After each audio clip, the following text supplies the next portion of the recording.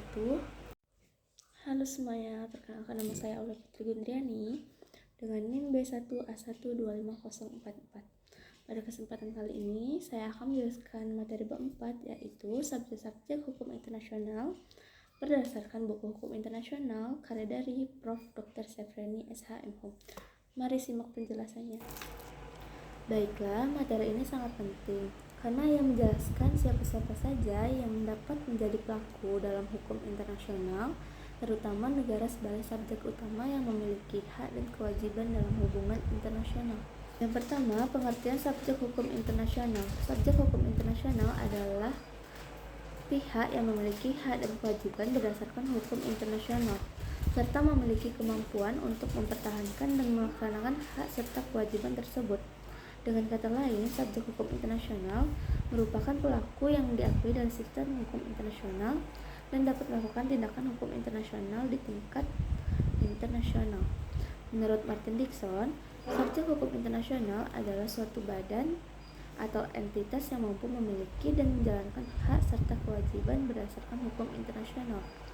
Pada awal perkembangan hukum internasional, negara dianggap sebagai satu-satunya subjek hukum internasional. Namun, seiring perkembangan hubungan internasional, muncul subjek-subjek lain seperti organisasi internasional dan kelompok yang memiliki hak tertentu dalam hukum internasional. Yang kedua, negara sebagai subjek utama hukum internasional.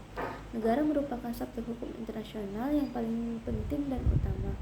Hal ini karena negara memiliki kedaulatan yang memungkinkan negara menjalankan hubungan internasional secara mandiri tanpa berada di bawah kekuasaan pihak lain. Sebagai subjek hukum internasional, negara memiliki kemampuan untuk membuat perjanjian internasional, menjalani hubungan diplomatik dan konsuler, menjadi anggota organisasi internasional, menuntut atau dituntut berdasarkan hukum internasional, dan yang terakhir mempertahankan hak dan kepentingannya di forum internasional. Kedudukan negara sebagai subjek utama tidak berarti subjek lain tidak penting, tetapi negara tetap menjadi pusat dalam pembentukan dan pelaksanaan hukum internasional. Yang ketiga, karakteristik negara dalam hukum internasional.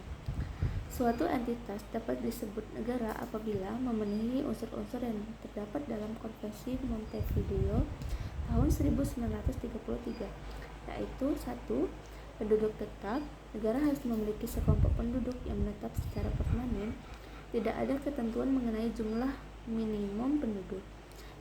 Yang penting terdapat komunitas manusia yang menjadi warga negara. Yang kedua, wilayah tertentu. Negara harus mempunyai wilayah yang jelas, baik daratan, perairan, maupun ruang udara yang berada di bawah kedaulatannya. Yang ketiga, pemerintahan yang efektif. Pemerintahan harus menjalani fungsi-fungsi kenegaraan, menjaga ketertiban, dan mewakili negara dalam hubungan internasional. Yang keempat, kemampuan menjalani hubungan dengan negara lain. Negara harus memiliki kapasitas untuk melakukan hubungan internasional secara bebas dan mandiri. Keempat unsur tersebut menjadi dasar pengakuan eksistensi suatu negara dalam hukum internasional. Bentuk-bentuk negara dan kesatuan bukan negara. Dalam praktik hukum internasional, terdapat berbagai bentuk negara seperti negara kesatuan dan negara federal. Selain itu, terdapat pula entitas yang bukan negara tetapi memiliki kedudukan tertentu dalam hukum internasional. Beberapa kesatuan bukan negara dapat memperoleh hak dan kewajiban internasional dalam keadaan tertentu. Misalnya, organisasi internasional atau kelompok yang memperjuangkan hak menentukan nasib sendiri. Keberadaan entitas tersebut menunjukkan bahwa perkembangan hukum internasional tidak lagi hanya berfokus pada negara, tetapi juga mengakui peran subjek lain dalam hubungan internasional. Yang kelima, hak-hak dasar negara. Sebagai subjek hukum internasional, negara memiliki sejumlah hak dasar, yaitu yang pertama, hak atas dasar kemerdekaan dan kedaulatan. Negara berhak mengatur urusan dalam negerinya sendiri tanpa campur tangan negara lain. Yang kedua, hak atas persamaan derajat. Setiap negara memiliki kedudukan yang sama di hadapan hukum internasional tanpa membedakan besar atau kecilnya wilayah, jumlah penduduk, maupun kekuatan ekonomi dan militernya. Yang ketiga, hak menjalankan jurisdiksi. Negara berhak membuat dan menerapkan hukum terhadap orang, benda, serta kegiatan yang berada dalam wilayah kedaulatannya.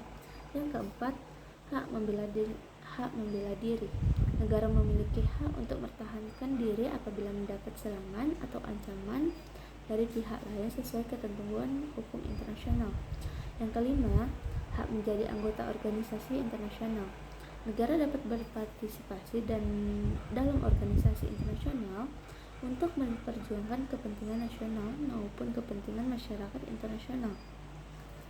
Yang keenam, kewajiban dasar negara. Selain memiliki hak, negara juga mempunyai kewajiban yang harus dipatuhi antara lain. Yang pertama, menghormati kedaulatan negara lain. Negara tidak boleh mengganggu atau merusak kemerdekaan negara lain.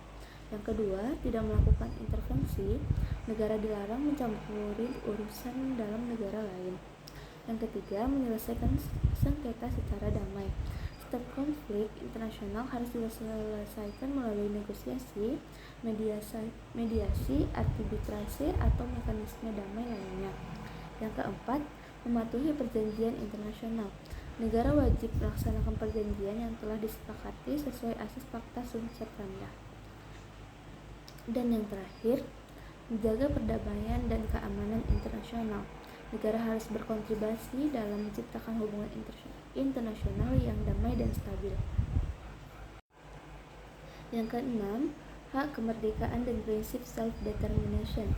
Salah satu prinsip penting dalam hukum internasional adalah hak menentukan nasib sendiri. Prinsip ini memberikan hak kepada suatu bangsa untuk menentukan status politik, ekonomi, sosial, dan budayanya sendiri. Prinsip self-determination berkembang pesat setelah Perang Dunia II dan menjadi dasar bagi proses dekolonisasi di berbagai wilayah dunia.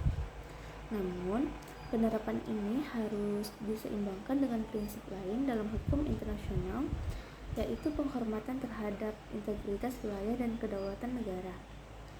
Yang terakhir, self-determination dalam konteks Indonesia. Dalam buku ini dijelaskan bahwa prinsip self-determination sering dikaitkan dengan beberapa gerakan yang pernah muncul di Indonesia, seperti Gerakan Aceh Merdeka (GAM) pernah menuntut pemisahan diri dari Indonesia dengan mendasarkan sebagian argumennya pada hak menentukan nasib sendiri. Konflik tersebut kemudian diselesaikan melalui Perjanjian Helsinki tahun 2005 yang memberikan otonomi khusus bagi Aceh. Yang kedua, Organisasi Papua Merdeka atau disebut OPM. Sebagai kelompok dalam OPM juga mengajukan tuntutan dalam kemerdekaan dengan menggunakan argumentasi self-determination. Namun, Indonesia menegaskan bahwa Papua merupakan bagian sah dari wilayah negara Kesatuan Republik Indonesia berdasarkan hukum internasional maupun nasional. Kasus-kasus tersebut menunjukkan bahwa penerapan prinsip self-determination sering mempertimbangkan keseimbangan antara hak suatu kelompok dan keutuhan wilayah negara. Dan yang terakhir, kesimpulannya adalah subjek hukum internasional adalah entitas yang memiliki hak dan kewajiban menurut hukum internasional. Negara merupakan subjek utama karena memiliki kedaulatan dan kapasitas penuh dalam hubungan internasional. Negara juga memiliki berbagai hak seperti hak kemerdekaan, hak yurisdiksi, dan hak membela diri, serta kewajiban untuk menghormati hukum internasional dan menjaga hubungan damai dengan negara lain. Baiklah, sekian penjelasan materi dari saya. Sekian, terima kasih. Wassalamualaikum warahmatullahi wabarakatuh.